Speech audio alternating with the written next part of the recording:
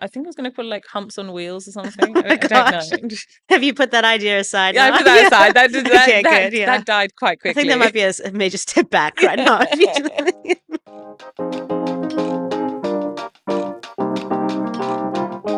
Welcome to Nourished by Spinneys, the podcast which promises to inspire you to eat well and live well. I'm Tiffany Eslick. And I'm Devina Devecha. Welcome to a space where we hope to nourish your heart and soul.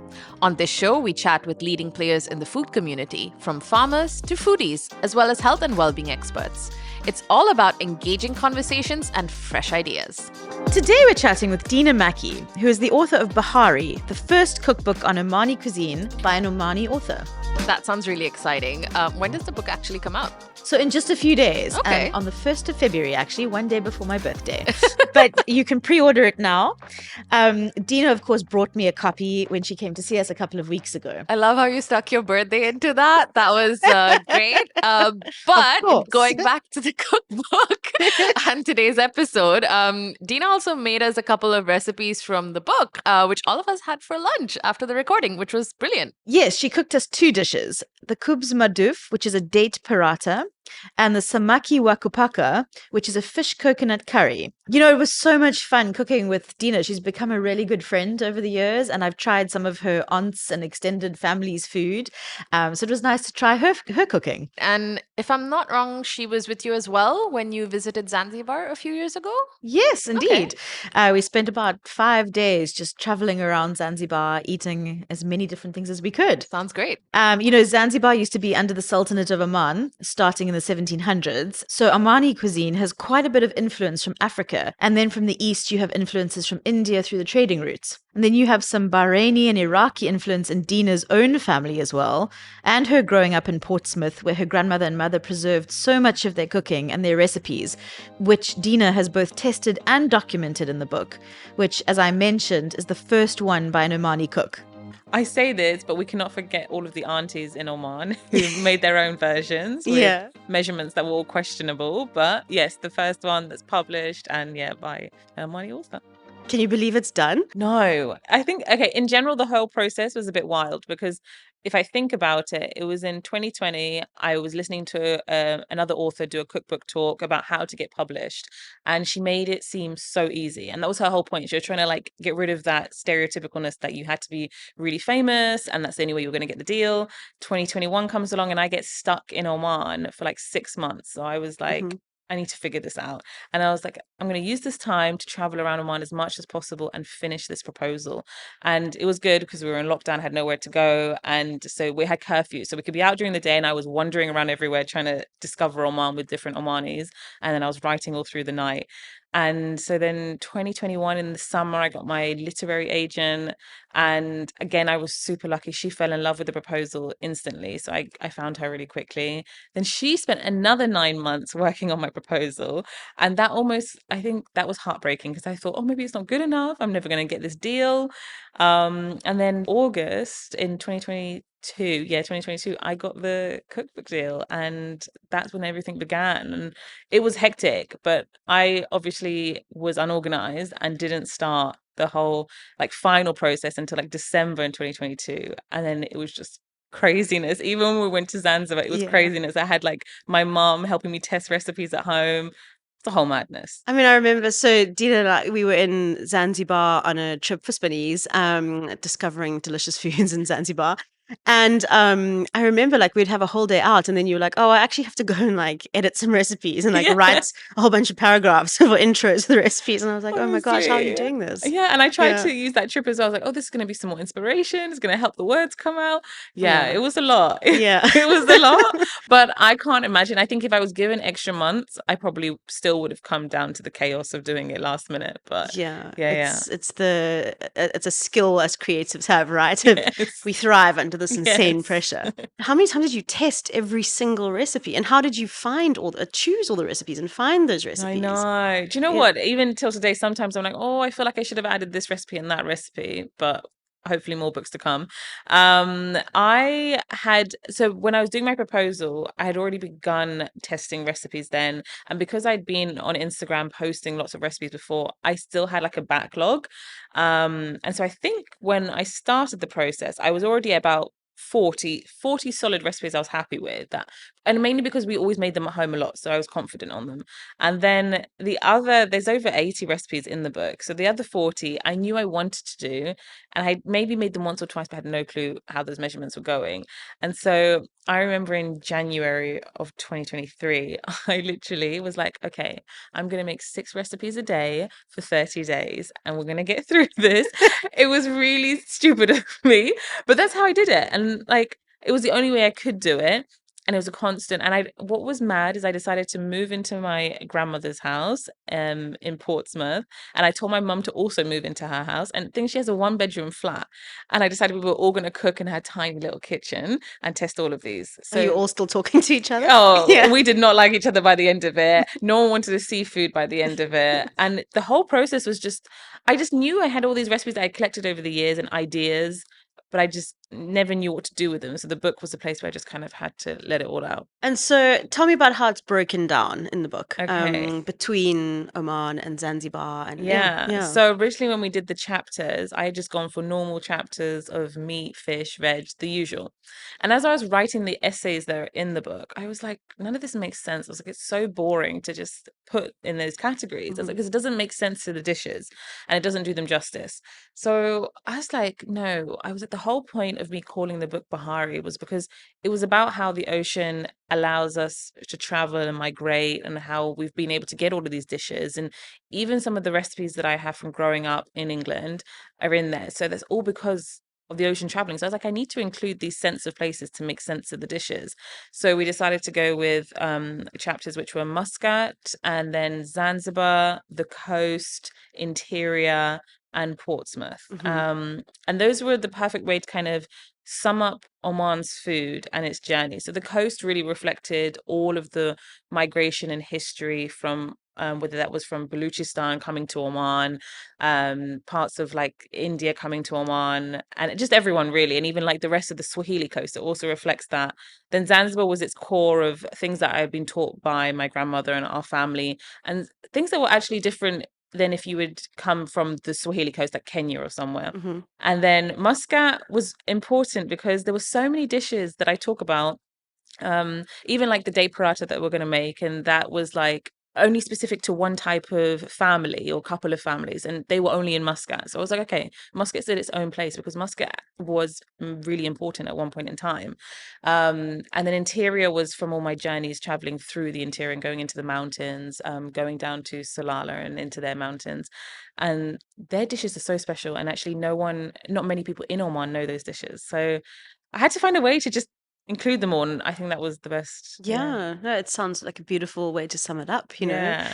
Can you tell, I mean, I know your family history and it was fascinating meeting some of your family in Zanzibar in January last year, but tell us how you got to Portsmouth and just like, the sort of rich history of your family, the Omani and the Zanzibari side. So yeah, very lucky that my mother's side were all born in Zanzibar. But it's all kind of broken up. So my mum's dad's side have Iranian influence and Omani influence, but then came to live in Zanzibar.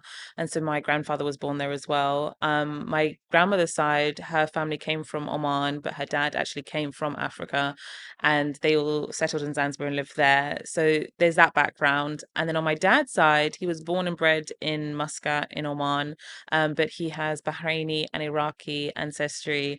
So we actually have a lot of Bahraini influence in our food as well, which is really, really nice. And then the reason I came along in Portsmouth was because when in 1964, Oman and Zanzibar used to be together, and then Zanzibar became part of Tanzania.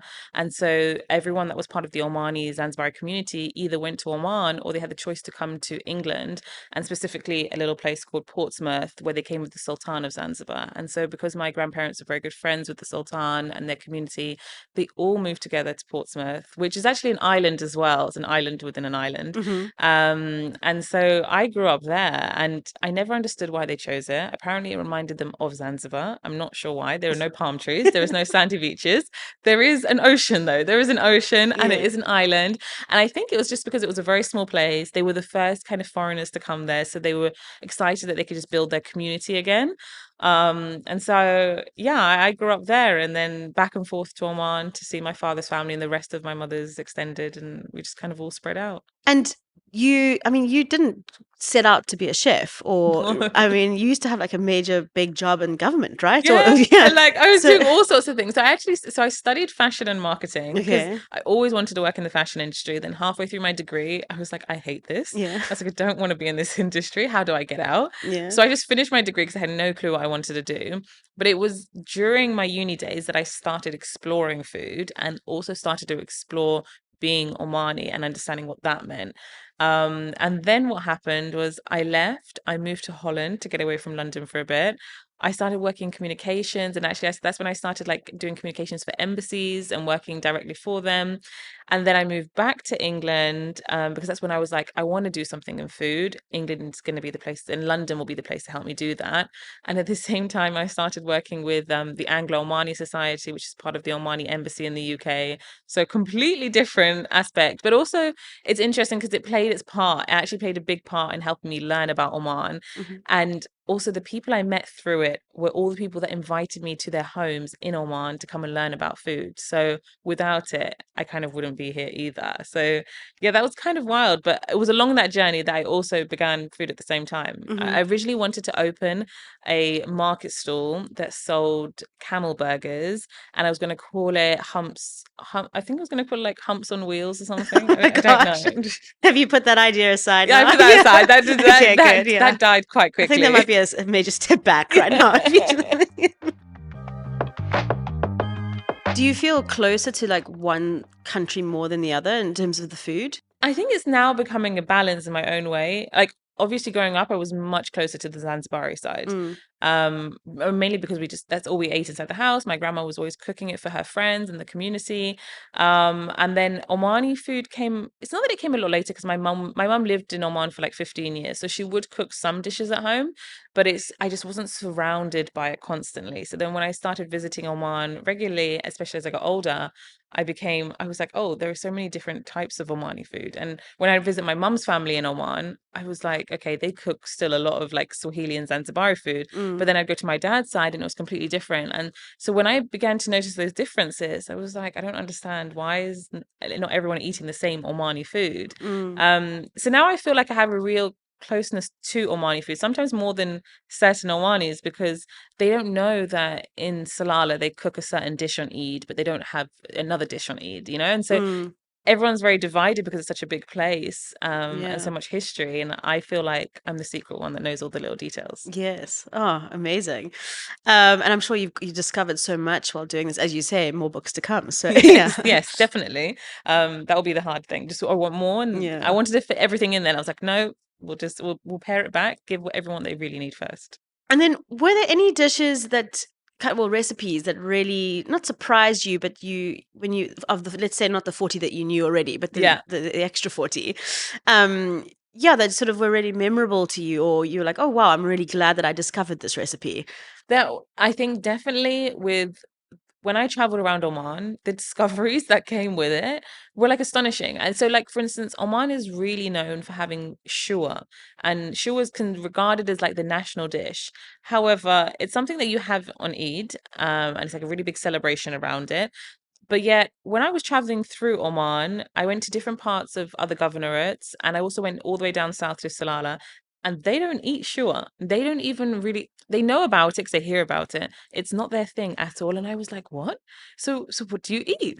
And they were like, "Well, we all have our own things." And that's because we're all broken up into very different tribes that have come from different areas. So one of the discoveries that I loved, or a couple actually, one was in Salalah. I spent time cooking with a woman called Auntie Fatma, who was actually born in a cave in Salalah in the mountains. And she was teaching me their Eid dish, essentially, which is called majin. And basically, majin is made with, majin is actually the process of dried beef, which they basically cut all their beef up into long strips and they dry it out almost like when you're making jerky, something like that. And they dry it overnight just before Eid.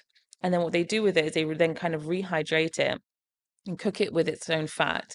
And then they make a very kind of sweet curry, which they then add the beef into. But because the beef is still dried out, actually becomes a little bit chewy, but it's not an offensive chewiness. Yeah. And then they have that with rice and a lot of ghee as well, like fresh ghee, which is super sweet. And that's what they have on Eid. And I really loved it. And it wasn't that the dish was like such a complicated dish or anything, but I loved the fact that they just had their own thing, and that was so special to them, and that was important for them to have on that day. Mm. And I really loved that when I went back to Muscat and I kept asking people, "Do you know Magine? Do you know it?" They were like, "No, what's that?" And we're like, when people from Salalah heard that I knew it, they were like, "How do you know that?" So it was discoveries like that Mm. that really were amazing. So when I was testing them, I was determined that I had to do them justice.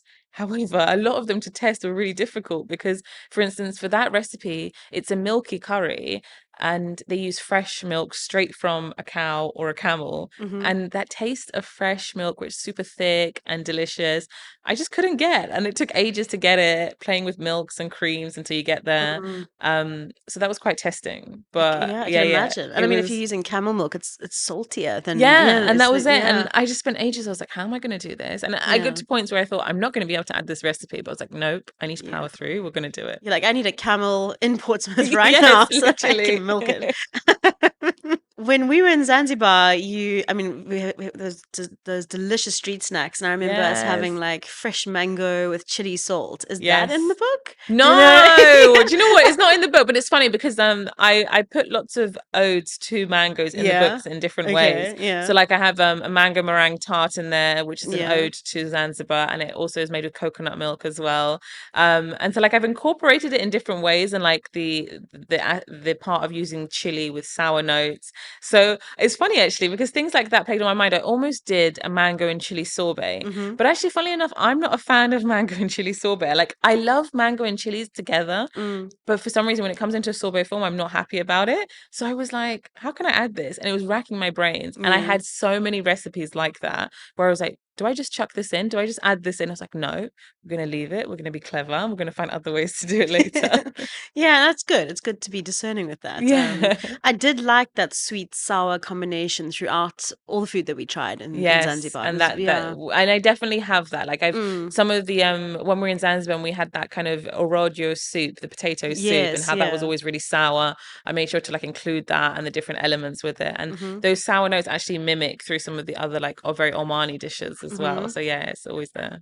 Do you remember those delicious pancake things we had at your aunt's house in Zanzibar? Look, as we were getting into the tuk-tuk, they gave us like a whole bunch of those. Yes. Did Yeah, they yeah, have yeah, cardamom yes. in them? Yes, it was the vitumbua, which were like they were Yes. like little balls, right? Mm. Yes. Okay, it's Yeah. funny actually. So I put the other version of them. So vitumbua are basically they're like a gluten-free coconut ball, which is made with rice flour, but it's not rice flour as such. You need to actually soak your rice and blend it yourself, and then you mix it with some sugar, cardamom, and coconut milk, and then basically that same recipe, just depending on the kind of quantities, you can make into balls if you have the specific frying pan that makes them into balls.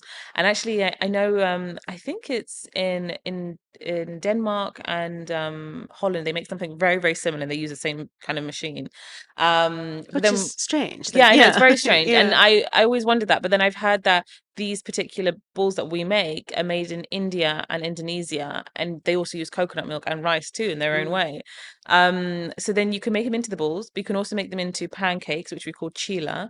And they can also be made into another version called mkate wa mimina, which is mkate wa mimina is a Swahili word that literally means bread to kumimina means to like pour, which is Okay. strange. Okay, but Yeah. I think it means that because when you make this bread, you pour the batter. It's not a dough essentially or anything.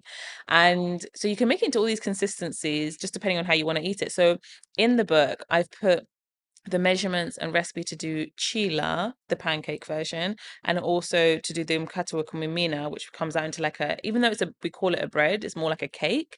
And then I explain that you can also make them into balls if you have that thing because it was really important. I loved those, and I was like, Yeah. how am I going to get it in there? Yeah. So then we decided to do it that way, and the Chila version is the one that people really love because it's so easy to make, and especially for people that are gluten free. You can also make them vegan, and because we add in eggs sometimes, but you can make them vegan, so people love it. Yeah. Oh, great. I'm so Yeah. glad that's in there because I love those. And whenever I've been in Oman, I've loved like the way that they use rose water in the food and Yes. all the lovely spices. I remember once having like frankincense smoked chicken. Have you Yes. done anything with the No, do you know frankincense? what? I Yeah. really wanted to add in frankincense, but like it was such a hard one because actually we use it sometimes for smoking reasons Mm, in our food, but frankincense I didn't think well, it's not widely accessible. I know true. people know it, and it was like one of those things that would be me going to the next level, and like I would love to do that, and I got caught in such a position of the chapter that's Portsmouth is really a chapter that's things I grew up eating in Portsmouth, but also things that kind of made me, and they're more me dishes and why I Mm, eat these things. And so that was my section for experimenting. And I wanted to include frankincense and go a bit wild. But I was like, is this the book to go too wild? Because also for this book, it was really important that I like capture all of Oman mm. and try and engage that. But I'm always wanting to add in. I always want to like make desserts with frankincense, especially when you can infuse it in the milks and things. Yeah. But Book yeah, number 2. book Yeah. number two. See, Yeah. we're already Yeah. there. You're wise now. Yeah. Wild will be the next Yes. one. Yeah. When we come back, Dina tells me about her beautiful book cover, her learnings from getting her first book published, and makes us lunch. All of that right after this short break.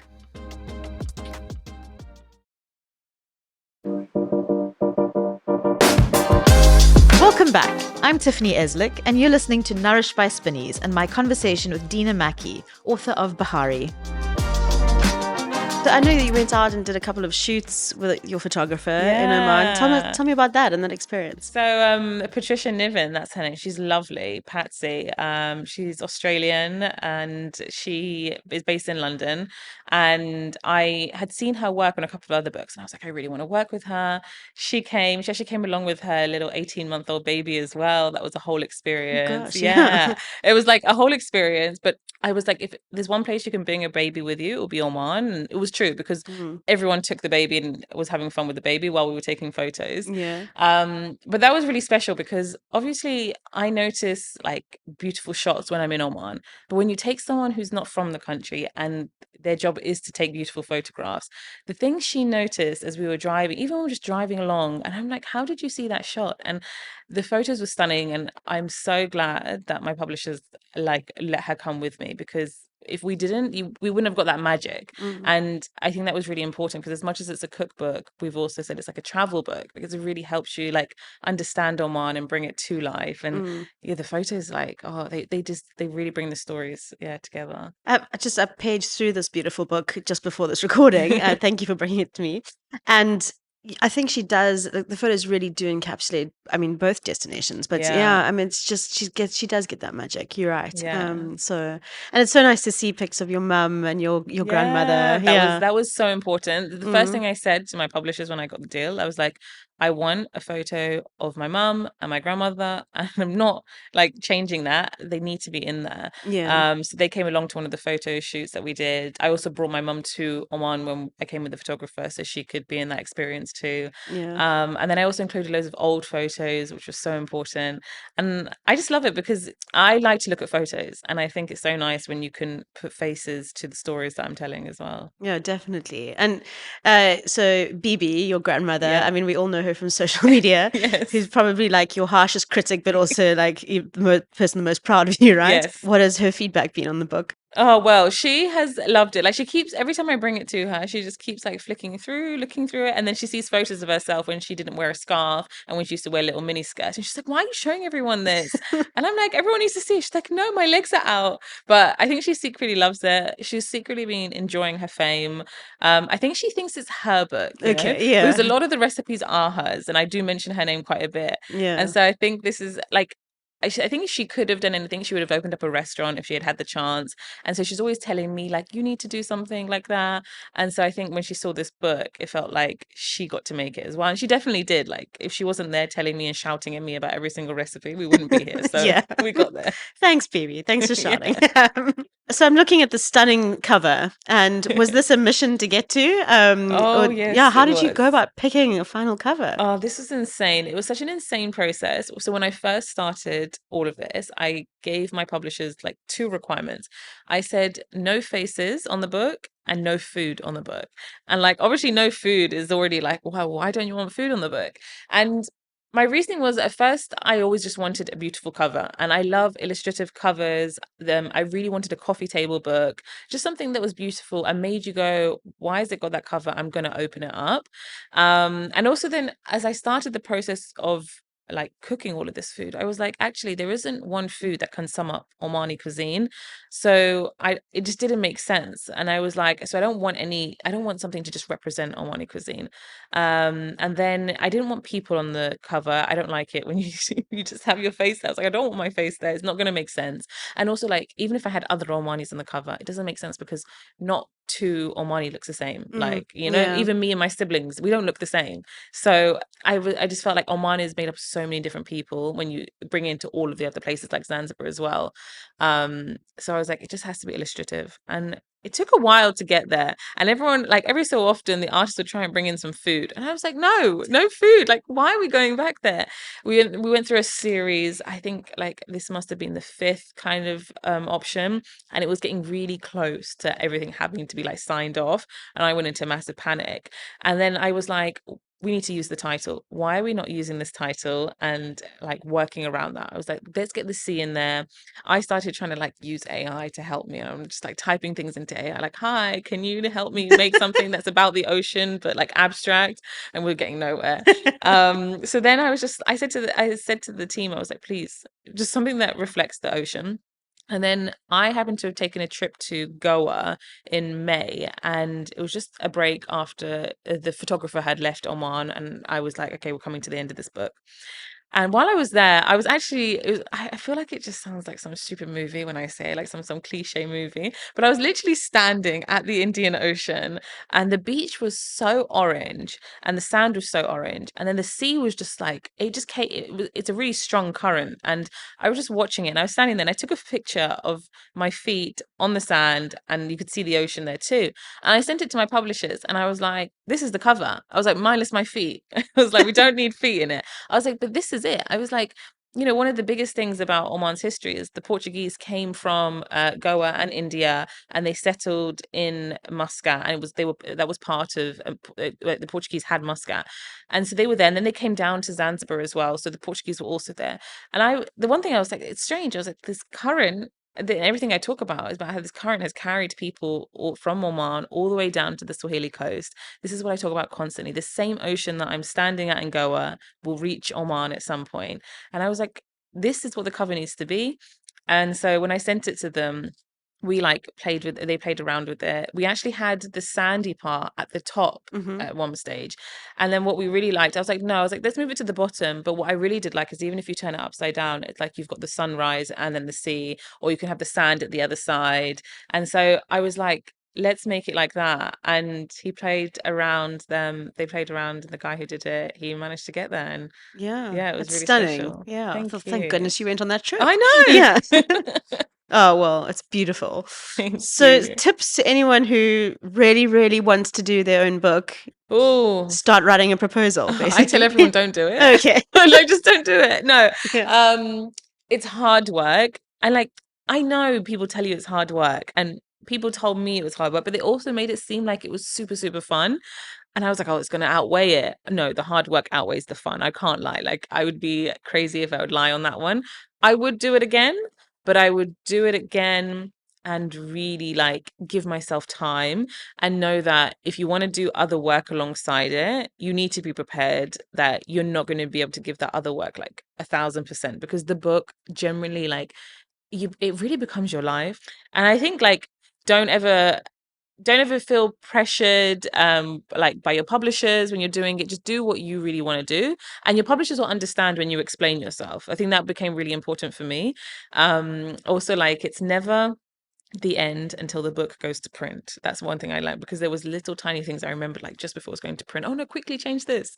So that was important. I think, like, spend time doing your research before. Do not get straight into it. Like, the more that you can do before, the easier the workload becomes.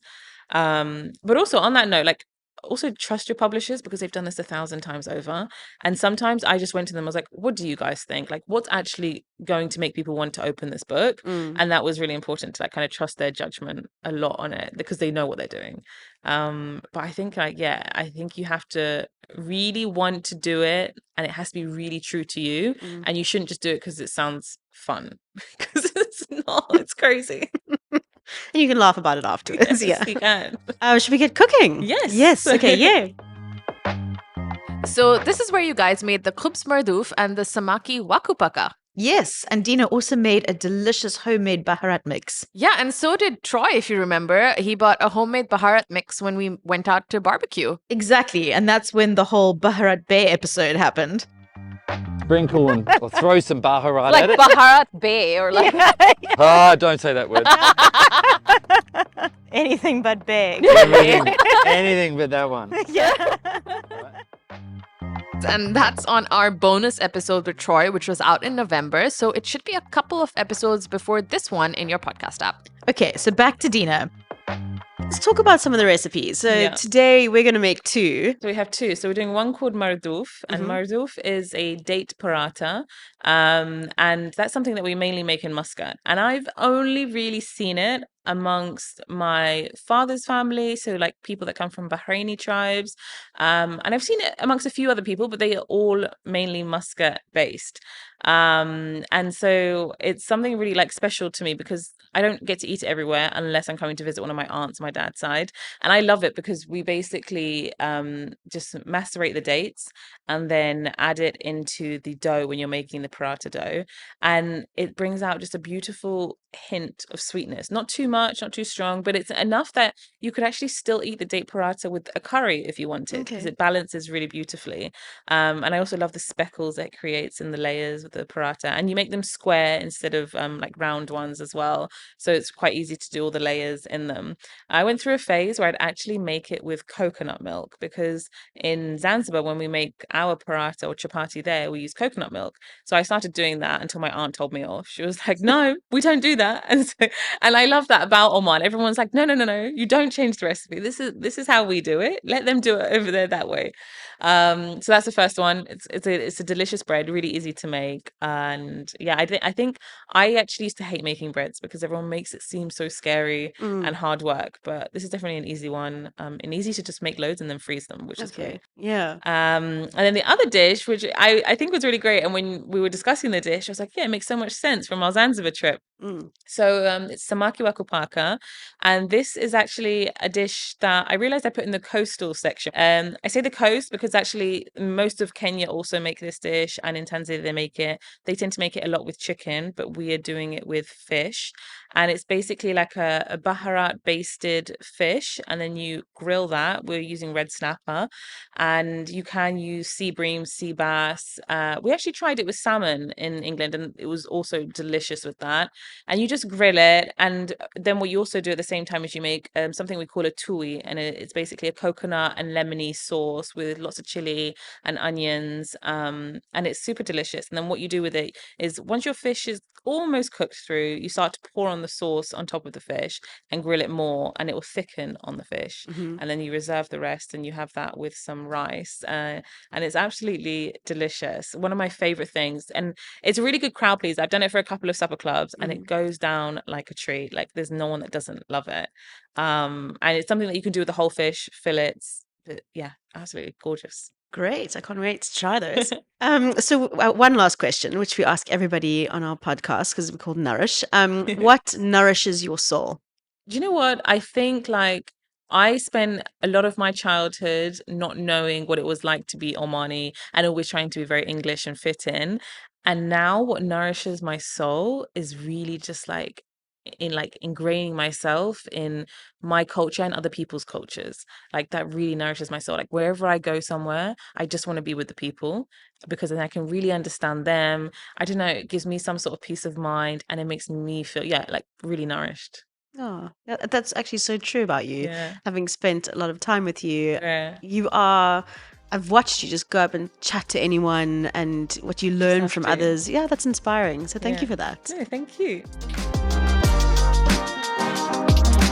You can pre-order Dina's book, Bahari, before the 1st of February and buy it post that at Kinokuniya in the UAE and on Amazon. There's a link in our show notes. This episode was brought to you by Spinneys and is hosted by me, Tiffany Eslick, and Davina Devicha. We're produced by Chirag Desai.